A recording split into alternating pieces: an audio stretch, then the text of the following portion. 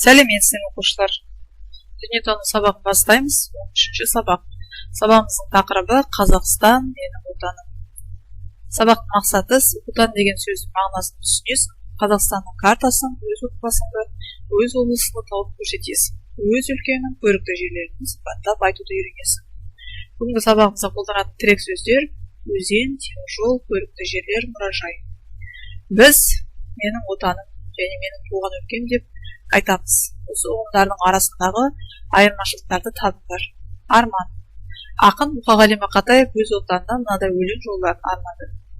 Мен оның түнін сүйем, күнін сүйем, ағынды өзен, асқар тау гүлін сүйем. Мен оның қасиетті тілін сүйем, менің құдіретті түнін сүйем. Бар жәндігін сүйемін қыбырлаған, бәрі маған отан деп сыбырлаған. Жаным менің кеудемді жарып шықты, ұстырғайы болуының шырылдаған. Отан, отан, бәрінен биік, мен оны мәңгілікке сүйіп өтем. Ақмарал.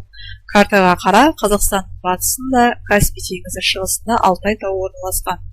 Біздің отанымыз Қазақстан, менің кіндік, қаным тамған жер, ол менің туып өскен жерім. Қазақстанда өзендер көп, ең ірі өзендер Ертіс, Жайық, Сырдария. Қазақстанда 80-нен астам қала бар. Түркістан, Тараз, Шымкент ежелгі қалалардың қатарына жатады. Бұл отанымыздың тарихы өте тереңде екенін білдіреді. Картадан аталған өзендер мен Нұрсұлтан, Алматы, Тараз, Шымкент қалаларын тауып көрсетеміз. Еліміздің ірі қалалары бір-бірімен теміржол арқылы байланысады. Орал қаласынан Алматыға пойызбен барса 2 күнде жетуге болады. Бұл біздің отанымыздың аумағы үлкен екенін көрсетеді. Каспий теңізі Европа мен Азия аралығында орналасқан жер шарындағы ең үлкен тұйық көл. Үлкендігіне қарап оны теңіз деп атайды. Аты 16 ғасырдың аяғына осы теңіз жағасында қоныстанған Каспий тайпаларына байланысты қалыптасқан. Грузияда Каспий қаласы қазір де бар. Сонымен бізге Гиркан, Хазар, Хвалион және тағы басқа тарихи атаулары бар. Олар соңғы 3000 жылдағы өмір сүрген халықтардың қойылған аттары. Алтай тау жүйесі Азия құрлығының орта тұсындағы таулы өлке. Ұзындығы батыстан шығысқа қарай 2000 километрге созылып жатыр. Сен өз қалаң, ауылың қай облыста орналасқан білетін боларсың.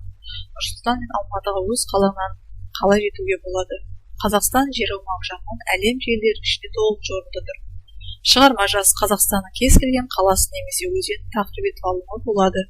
Әркімнің туып өскен жері бар, ол ауыл немесе қала. Біз оны туған жер, атамекен деп атаймыз.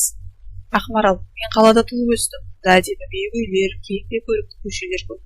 Қалада оқу орындары, театрлар мен мұражайлар жұмыс істейді. Сондай-ақ қаламызда киім фабрикасы, көлік шығаратын үлкен зауыт бар. Сүтті дүкеннен сатып аламыз. Арман. Мен ауылда тұрамын. Ауылдың өзен жағасында орналасқан.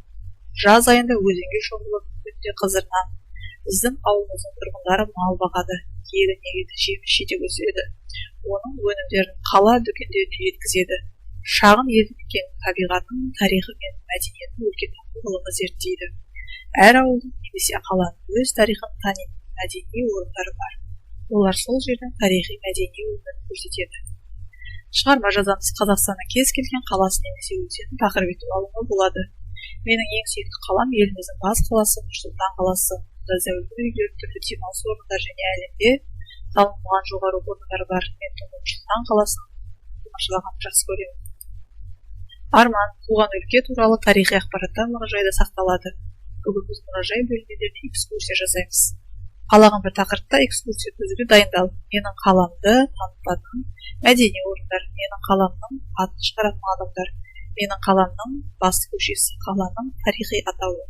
Көрнекі материалдарды пайдаланып экскурсия жүргіземіз. Өлкетану мұражайы бұл сол өлкенің тарихи жәдігерлері мен табиғат байлығын, мәдениет мен әдебиетін жинақтайтын орын. Сен әр қаладан, әр өлкеден кезіктіре аласың. Қалаған бір тақырыпты экскурсия өткізуге дайындал. Менің ауылымның аты Ақкөл, Талас ауданында орналасқан. Біздің ауылдан шыққан ақындар мен спортшылар өте көп. Наша Қашақанұлы, ақын, Әуезхан Салапеков, ақын, композитор.